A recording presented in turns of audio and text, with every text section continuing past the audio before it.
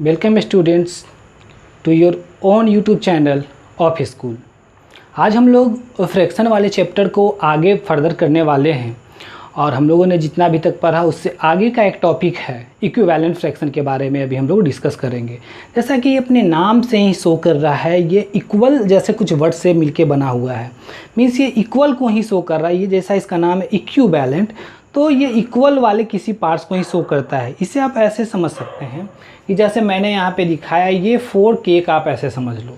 आपने एक को 2 पार्ट में, सेकेंड वाले को 4 पार्ट में, थर्ड वाले को 6 पार्ट में एंड फोर्थ वाले को 8 पार्ट में डिवाइड किया है। इसमें आपने 2 पार्ट्स में से एक पार्ट्स लिया है, वो हाफ है। यहाँ पे आपने 4 पार्ट्स में से 2 पार्ट्स आपने लिए हैं, तो वो इसे आप लिखेंगे 2/4। इस कंडीशन में आपने 6 पार्ट में से 3 पार्ट, 1 2 3 पार्ट आपने लिया है, then you can write it as 3/6 and here you have taken 4 part out of the 8। 1 2 3 4 parts आपने लिए, then we can write it 4/8। But क्या आप लोग फिगर को देखो ना, यदि तो ये सभी में जो पोर्शन शो किए गए हैं ना, these all are the half part, ये सभी हाफ पार्ट ही हैं, बट हमने उसे अलग अलग फॉर्म में लिखा है 1/2, 2/4, 3/6 एंड 4/8। इसे यदि आप सिंपल में लिखना चाहो तो सभी के सभी हाफ ही हैं।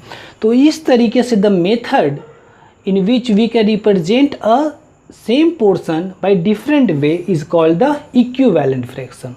एक ही पार्ट को हमने अलग अलग तरीके से दिखाया है, इसे बोलते हैं इक्विवेलेंट। सभी इक्वल ही हैं, बस लिखने का तरीका अलग है, so we can call it equivalent fraction.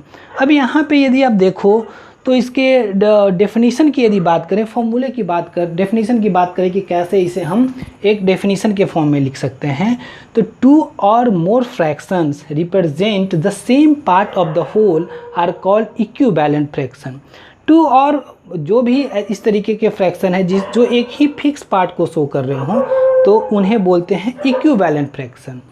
अब इसे कि how to find equivalent fraction for a given fraction. यदि कोई एक फ्रैक्शन गिवन है और आप चाहते हो कि उस गिवन फ्रैक्शन के इक्विवेलेंट फ्रैक्शंस फाइंड करो, तो हम लोग किस मेथड से उसे फाइंड करेंगे। उसे मतलब एक ही फ्रैक्शन उसे अलग अलग फॉर्म में चेंज करना चाहते हैं, रिप्रेजेंट करना चाहते हैं एज ए इक्विवेलेंट फ्रैक्शन, तो how can we represent it. Let's see here first multiplying numerator and denominator to the same non zero number. आप क्या करो, कोई भी एक गिवन फ्रैक्शन है ना, उसके न्यूमरेटर और डिनोमिनेटर को किसी सेम नंबर से मल्टीप्लाई करो, but number should not be zero. Number जो होना चाहिए वो नंबर कभी भी जीरो नहीं होना चाहिए, गो ग्रेटर देन जीरो होना चाहिए। देखते हैं यहाँ पे, जैसे आप 3/5 की बात करो, इसके एक इक्विवेलेंट फ्रैक्शन को फाइंड करने के लिए हम उसके न्यूमरेटर और डिनोमिनेटर को हम लोग जब स्टार्ट करेंगे तो उसे 2 से, यदि आपको 5 इक्विवेलेंट फ्रैक्शन फाइंड करना हो तो पहले उस फ्रैक्शन को न्यूमरेटर डिनोमिनेटर को 2 से कीजिए, अगेन 3 से, 4 से, 5 से, 6 से, ऐसे आगे बढ़ते जाएंगे, तो हम एक सीक्वेंस में इक्विवेलेंट फ्रैक्शंस मिलेंगे। यहाँ पे हमने 3/5 को 2 से मल्टीप्लाई किया, न्यूमरेटर को भी डिनोमिनेटर को, then we will get 6/10। Again if we multiply 3/5 by numerator by 3 and denominator by 3, then we will get 9/15। इसी तरीके से 4 से करने पे 12/20। तो हमें we have 6/10, 9/5 and 12/20। ये हमें जो फ्रैक्शंस मिले हैं वो 3/5 से ही मिले हैं। सो 3/5, 6/10, 9/15 एंड 12/20 आर इक्विवेलेंट फ्रैक्शंस। ये सभी क्या हैं, इक्विवेलेंट है, सभी एक ही पोर्शन को शो कर रहे हैं, 3/5 को ही शो कर रहे हैं, बट रिप्रेजेंट करने का तरीका अलग है। यहाँ पे सेकेंड मेथड है by dividing nominator and denominator by same number. यहाँ पे आप नोमिनेटर और डिनोमिनेटर को सेम नंबर से जब आप डिवाइड करते हैं, तब भी हम लोग इक्विवेलेंट फ्रैक्शन को फाइंड कर सकते हैं। नोमिनेटर एंड डिनोमिनेटर को जब करेंगे तब भी हम लोग उस तरीके से भी इक्विवेलेंट फ्रैक्शन फाइंड कर सकते हैं। जैसे 36/48 को आप देखें, पहले आपने इसे यदि 2 से डिवाइड कर दिया दोनों नंबर को, देन 18/25 वी विल गेट। अगेन यदि आपने नोमिनेटर डिनोमिनेटर को 3 से डिवाइड कर दिया तो 12/16 एक नंबर आ रहा है। फिर 36/48 को यदि आपने 4 से डिवाइड किया, नोमिनेटर डिनोमिनेटर को 9/12, similarly 6/8, and similarly if you divide 36/48 by 12 then you will get 3/4। तो ये सारे जो हमें फ्रैक्शंस मिले हैं ना 36/48, ये सारे these all are equivalent fraction of 3/4। जो 3/4 रिप्रेजेंट कर रहा है वही पार्ट्स 36/48 भी रिप्रेजेंट कर रहा है। तो इस तरीके से हमने एक ओवरऑल व्यू देखा कि इक्विवेलेंट फ्रैक्शन क्या होता है। वो इक्विवेलेंट फ्रैक्शन उसके लिखने का तरीका अलग है, नंबर का फॉर्म अलग अलग है, बट वो जो पार्ट्स को शो कर रहा होता है ना वो सेम होता है। Okay students, let's see another topic.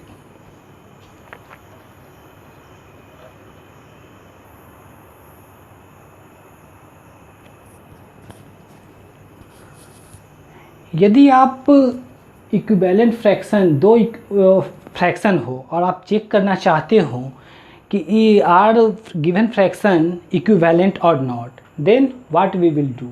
दो फ्रैक्शन यदि p/q एंड a/b गिवन हो और हमें चेक करना हो कि ये इक्विवेलेंट है या नहीं, देन हमें क्या करना होगा, p multiply by b and q multiply by a, and if both are same, if the product of p and b and product of q by b are same, then p by q and a by b are equivalent fraction। ये हमें तरीका है कि if p by q and a by b are two fractions such that ऐसे हो कि p into b equal q into a हो, then p by q and a by b are equivalent fraction होंगे। Let's see one example, आप 3/5 देख लो and 6/10 देख लो। यदि आप इसमें 3 को मल्टीप्लाई करते हो 10 से एंड 6 को मल्टीप्लाई करते हो 5 से, तो 3 into 10 30, 5 into 6 30, means 3 into 10 equal 5 into 6, so 3/5 and 6/8 are equivalent fraction।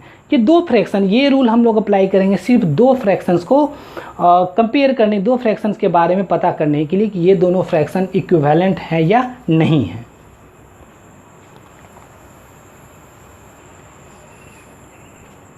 Similarly मैं यदि एक और एग्जांपल की बात करूं 3/4 एंड 5/6 की, तो लेट्स चेक, इसे चेक करके देखते हैं कि ये इक्विवेलेंट है या नहीं। तो आपने क्या किया, do the same thing, multiply 3/6 and multiply 4/5, then 3 into 6 करने पे 18 and 4 into 5, 3 into 6 18 and 4 into 5 करने पे 20 आ रहा है। तो क्या ये जो प्रोडक्ट है और ये प्रोडक्ट है ये सेम है? No. So 3 multiply by 6 not equal to 4 multiply by 5, so 3/4 and 5/6 are not equivalent fraction। ये दोनों फ्रैक्शन इक्विवेलेंट नहीं है। तो हमने ये चेक करना सीख लिया कि कब दो फ्रैक्शंस गिवन है तो वो इक्विवेलेंट होंगे और कब इक्विवेलेंट नहीं होंगे। Okay students, we will meet in next video. Till then bye bye, take care.